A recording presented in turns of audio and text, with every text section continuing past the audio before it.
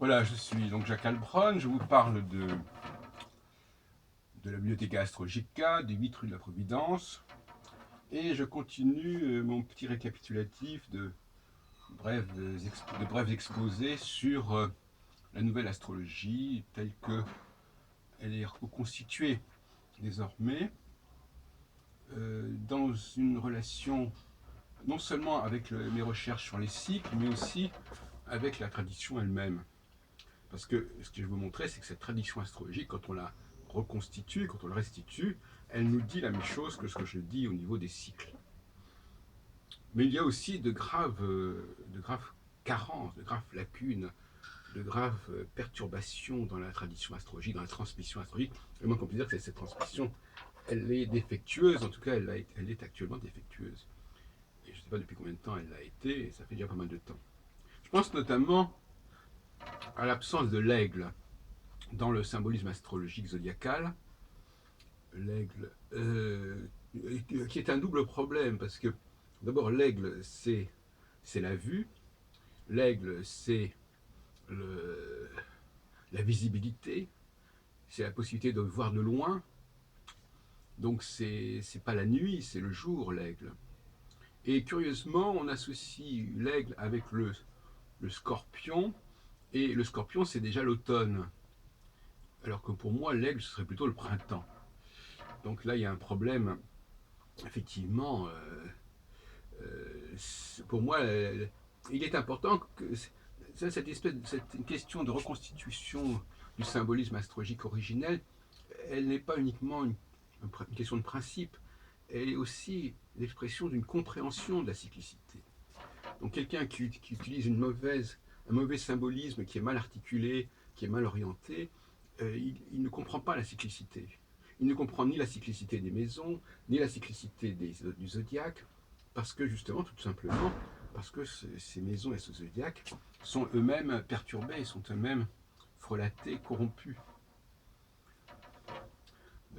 J'ai parlé récemment de Ptolémée et du fait qu'il préférait travailler sur les planètes que sur les maisons.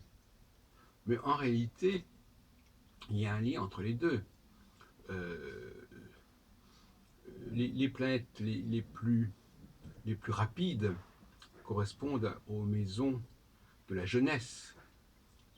Soleil, Lune, Mercure, Vénus, ce sont les frères et sœurs, c'est le mariage, ce sont les parents.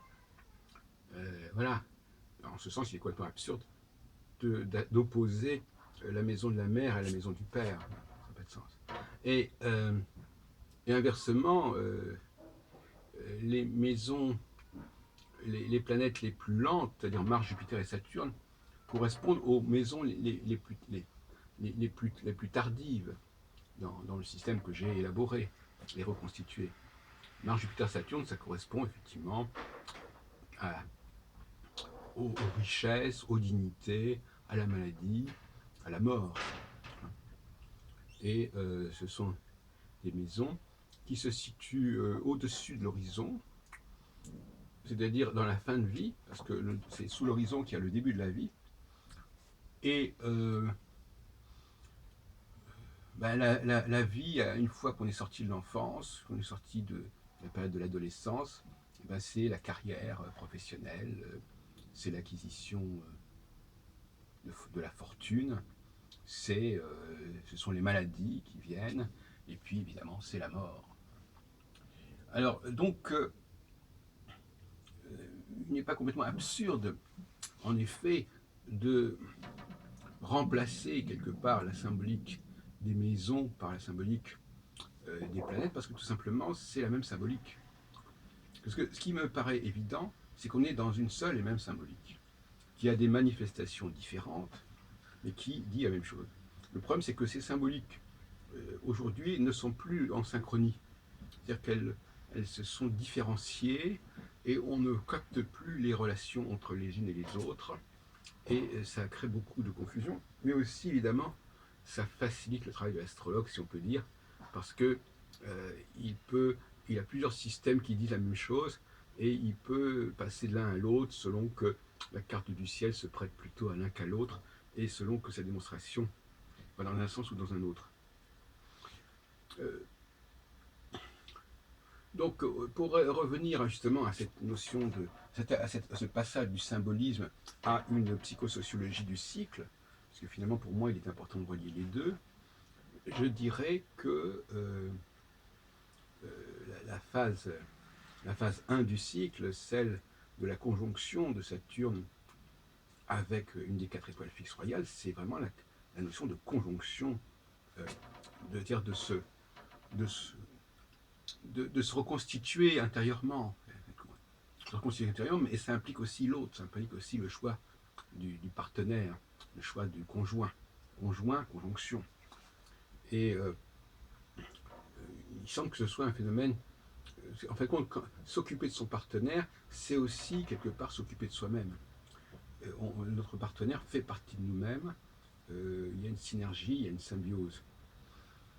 Et cette symbiose, elle est remise en question lorsque l'on passe de la phase 1 de 3 ans et demi à la phase suivante de la même durée, avec les phases de transition intermédiaires, bien sûr, quand justement donc Saturne se retrouve à mi-chemin entre 2 étoiles fixes royales, donc à peu près au semi-carré en quelque sorte de 2 étoiles fixes royales sur les 4, et la précédente et puis la suivante, bien sûr. Et bien à ce moment-là, on est dans un autre état d'esprit, on n'est plus dans le rapport de proximité avec l'autre, ni avec soi-même, on pourrait dire dans un état plutôt poisson, hein. C'est-à-dire on est emporté par le collectif, par le global, et on n'est pas très doué pour vivre dans la proximité, dans l'attention à l'autre et à soi-même.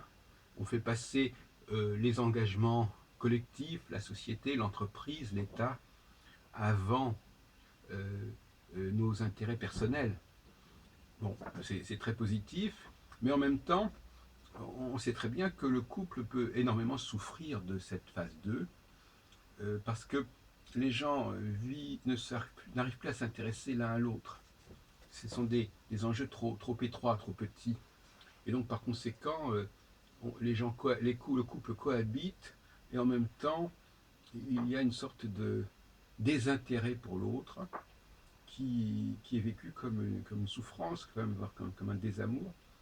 Et justement, à un moment donné, ce processus arrive à un tel excès, en quelque sorte, que c'est la fin de la phase de 7 ans, et à ce moment-là, on se recentre, on se ressource, et on recommence dans un nouvel état, en quelque sorte, de l'enfance, du cycle, et de la proximité de l'autre, de faire attention à ce qui se passe autour de soi, et même si ça n'est pas aussi brillant et aussi excitant que les grandes œuvres universelles de l'humanité, les grands enjeux universels. Il y a des moments où il faut restreindre son champ de conscience, et c'est là qu'on est à nouveau dans la phase 1 du cycle.